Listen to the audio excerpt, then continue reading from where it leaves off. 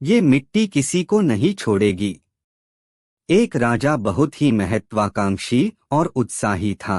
उसे बड़े बड़े महल बनाने की बड़ी महत्वाकांक्षा रहती थी और उसने अनेक महलों का निर्माण भी करवाया। रानी उनकी इस इच्छा से बड़ी व्यथित रहती थी कि पता नहीं क्या करेंगे इतने महल बनवाकर। एक दिन राजा नदी के उस पार एक महात्मा जी के आश्रम के वहां से गुजर रहे थे, जहां एक संत की समाधि थी। और सैनिकों से राजा को सूचना मिली कि संत के पास कोई अनमोल खजाना था और उसकी सूचना उन्होंने किसी को नदी पर अंतिम समय में उसकी जानकारी एक पत्थर पर खुदवाकर अपने साथ जमीन में गड़वा दिया और कहा कि जिसे भी वो खजाना चाहिए उसे अपने स्वयं के हाथों से अकेले ही इस समाधि से 84 हाथ नीचे सूचना लिखी हुई पड़ी है, निकालकर और जो अनमोल सूचना है उसे प्राप्त कर लेंगे। और खास ध्यान रखे कि उसे बिना कुछ खाए पिए खोदना है और बिना किसी की सहायता के खोदना है, अन्यथा सारी मेहनत व्यर्थ चली जाएगी। राजा अगले दिन अकेले ही उस जगह गया और अपने हाथों से खोदने लगा और बड़ी मेहनत के बाद उसे वो शिलालेख मिला। और उन शब्दों को जब राजा ने पढ़ा तो राजा के होश उड़ गए और सारी अकल ठिकाने आ गई।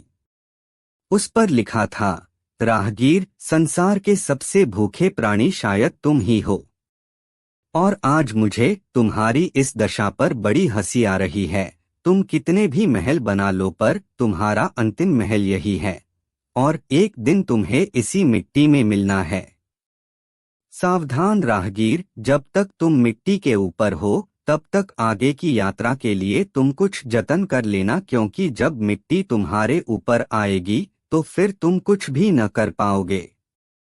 यदि तुमने आगे की यात्रा के लिए कुछ जतन नहीं किया तो अच्छी तरह से ध्यान रखना कि जैसे ये 84 हाथ का कुआं तुमने अकेले खोदा है, बस वैसे ही आगे की 84 लाख योनियों में तुम्हें अकेले ही भटकना है।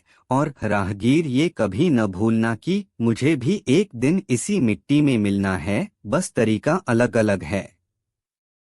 फिर राजा जैसे तैसे करके उस कुएं से बाहर आया और अपने राजमहल गया। पर उस शिलालेख के उन शब्दों ने उसे झकझोर के रख दिया था और सारे महल जनता को दे दिए और अंतिम घर की तैयारियों में जुट गया। हमें एक बात हमेशा याद रखनी चाहिए कि इस मिट्टी ने जब रावण जैसे सत्ताधारियों को नहीं बख्शा तो फिर साधारण मानव क्या चीज है।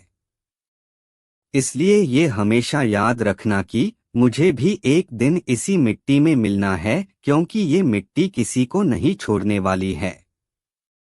माटी कहे कुम्हार से, तू क्या रोंदे मोहे, एक दिन ऐसा आएगा मैं रोंदूगी तो है। जो प्राप्त है पर्याप्त है।